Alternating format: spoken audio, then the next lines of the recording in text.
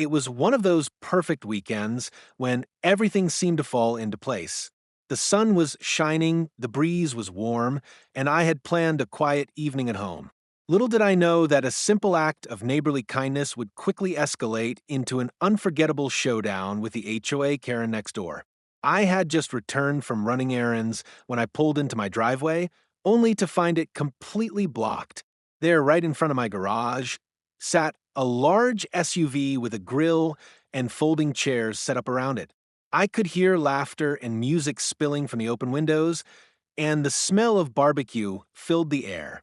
It didn't take long for me to realize who was responsible: Karen, my overbearing HOA neighbor, and her son. They were hosting a barbecue right in my driveway. I tried to stay calm. I rang the doorbell and knocked on the door, hoping to resolve the situation peacefully. Karen opened the door, her face twisting into that trademark sneer when she saw me standing there.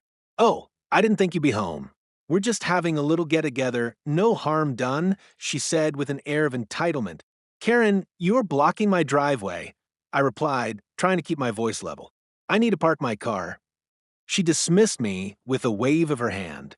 "Don't worry, it'll be fine. Go ahead and park on the street."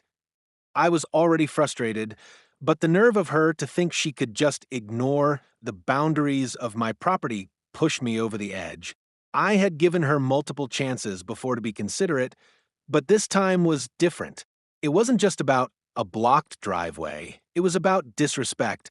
Without hesitation, I called a towing company. As I waited for the truck to arrive, Karen and her son continued to enjoy their barbecue, oblivious to the impending consequences.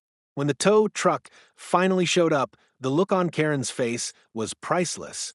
Her laughter died down as she realized what was happening. I watched as her son scrambled to move the SUV, but it was too late. The tow truck was already hauling it away. The crowd at the barbecue fell silent as the reality of the situation sank in. I didn't just defend my property, I had made it clear that I wouldn't tolerate being taken for granted anymore.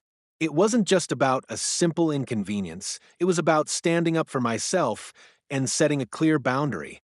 And Karen? Well, she learned the hard way not to mess with someone who values respect over everything else.